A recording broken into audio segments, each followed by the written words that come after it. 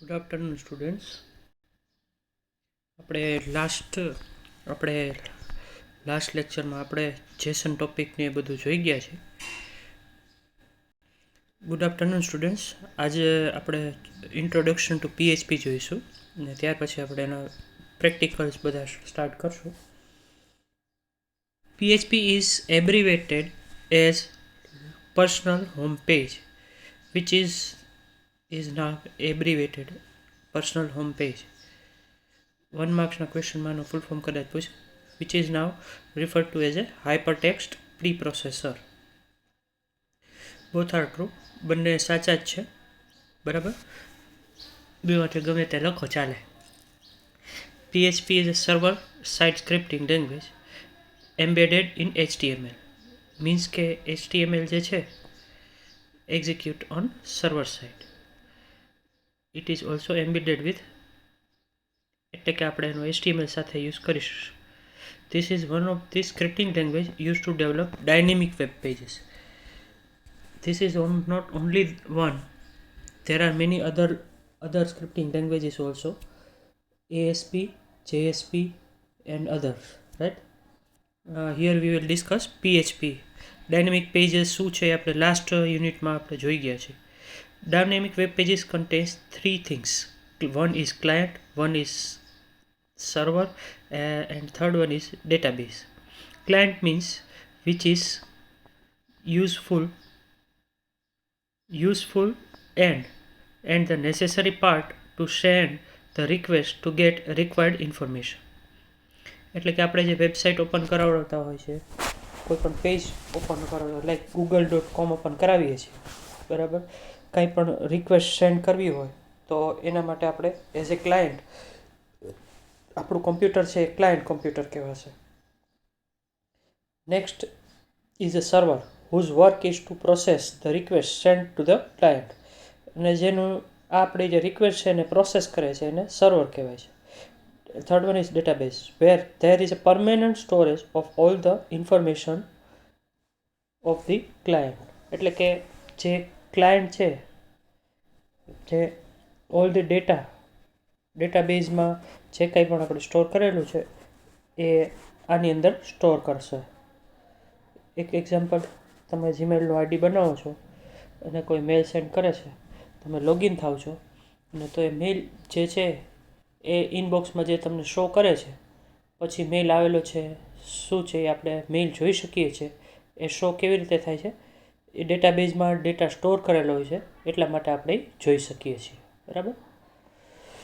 PHP is integrated with number of popular databases including MySQL, Oracle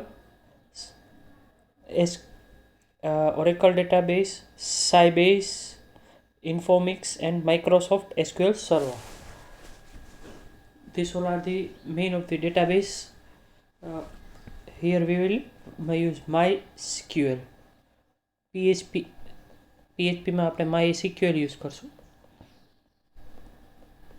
જે access પણ એક database જ છે, રાઈટ. ઘણી બધી ફંક્શનાલિટી સપોર્ટ કરે છે. PHP supports a large number of major protocols such as POP3, IMAP and LDAP. Supporting different type of protocol, right? Common uses of PHP. PHP નો યુઝ શું છે, કઈ જગ્યાએ આપણે એનો યુઝ કરી શકીએ છીએ. PHP performs system functions like from files on a system. It can create, open, read, write and close them.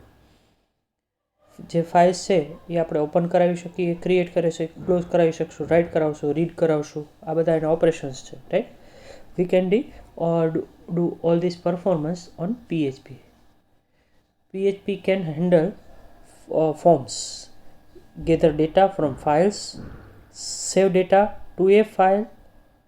Through email, you can send data, return data to the user. We can do all these operations using PHP. Information gather કરી ફાઇલ્સમાંથી, data save કરવો છે, data update કરવો છે તો પણ થશે through email, બરાબર. આ બધા ઓપરેશન્સ આપણે PHP થ્રુ કરી શકીએ છીએ. કોડ બધાના એપ્લાય કરી શકો છો આમાં. અને you can add, delete, modify elements within your database through PHP. PHP દ્વારા તમે આ બધા જે ઓપરેશન છે બરાબર એ delete, modify, access cookies, variables and set cookies. Cookies તમારે છે કદાચ તમારા માટે નવું આમ લાગશે, પણ જ્યારે જૂનામાં આપણે HTML જ્યારે શીખ્યા ત્યારે એમાં આવી ગયું છે બરાબર. Using PHP you can restrict users to access some pages of your website. તમારા એના માટે કૂકીઝ તમે એડ કરી શકો છો, જેથી કરીને તમે ડેટાને ઇન્ક્રિપ્ટ કરાવી શકો છો. PHP થ્રુ તમે એને ઇન્ક્રિપ્શન ફોર્મેટમાં તમે એને રીડ ન કરી શકે બરાબર, ડેટા કન્વર્ટ પણ ન કરી શકે. એટલે આપણે એને એડ કરાવી શકશું. એક્ઝેક્ટલી યુઝર શું ડેટા પાસ કરાવે છે એ આપણે જોઈ શકીએ. સામેની સાઈડ વળી પાછું ડિક્રિપ્ટ પણ કરાવશું.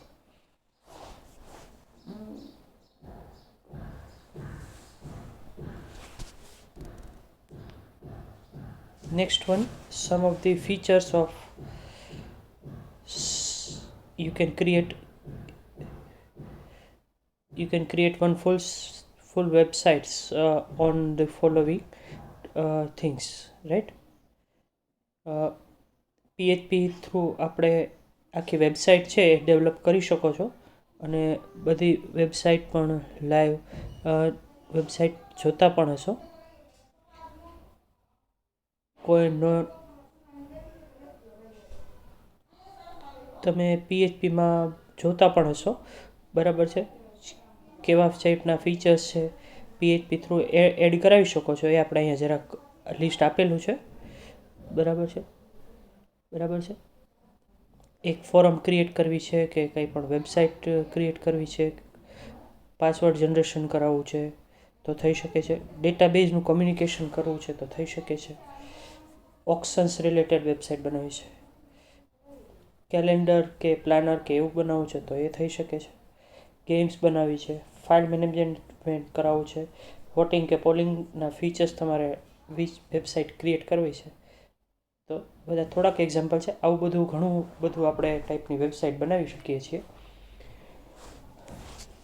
History related to PHP.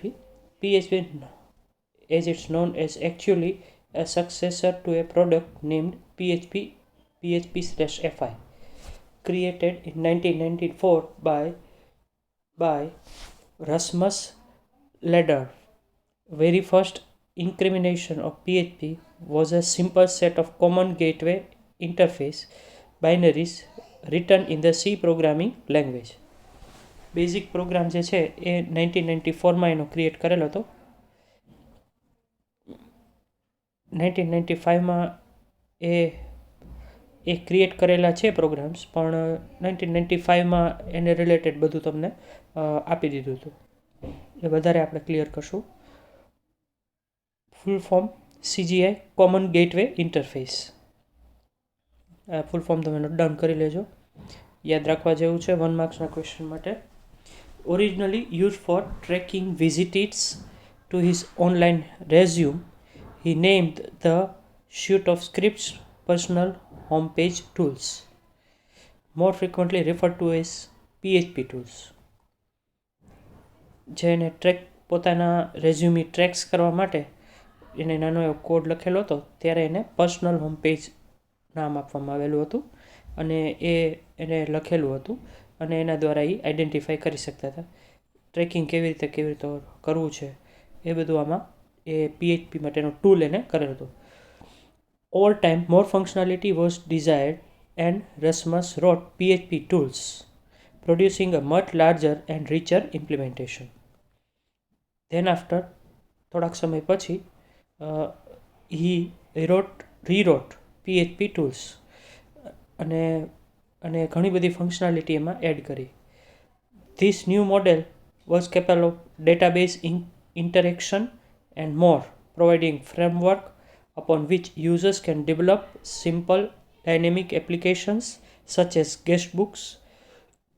So in their tools નવા મોડેલમાં તમને આ પોતે એક ડેટાબેઝ ઇન્ટરેક્શન આપ્યું, નવું ફ્રેમવર્ક આપ્યું અને ડાયનેમિક વેબ એપ્લિકેશન પણ એમાં બનાવી શકાય છે, બરાબર. અને એમાં એક ગેસ્ટ બુક બનાવી શકતા હતા. In June 1995, Rasmus released source code for PHP tools to the public, which allowed developers to use it as they saw fit. PHP A open source છે, આપણે જાણીએ છીએ, એટલે કોડ જે છે એ પબ્લિક માટે ટોટલી અવેલેબલ છે અને કોઈ પણ ડેવલપર છે એમાં એ ચેન્જીસ કરી શકે છે, એ અપડેટ કરી શકે છે. This is also permitted, encouraged users to provide fixes for bugs in the code and to generally improve upon it. After open source, એ તમારે ટૂલ વાપરો છો ત્યારે તમારે કોઈ પૈસા દેવા પડતા નથી. તમે ઇન્ટરનેટ થ્રુ એ બધા ટૂલ્સ ડાઉનલોડ કરી શકો છો. તમે ટૂલ્સ ડાઉનલોડ પણ કરી શકો છો અને એનો યુઝ પણ કરી શકો છો. ટોટલી એ ફ્રી છે, તમારે કોઈ પેમેન્ટ આપવું પડતું નથી, right. Next one is characteristics of PHP. આ બધું આપણે હવે નેક્સ્ટ લેક્ચરમાં ડિસ્કસ કરીશું.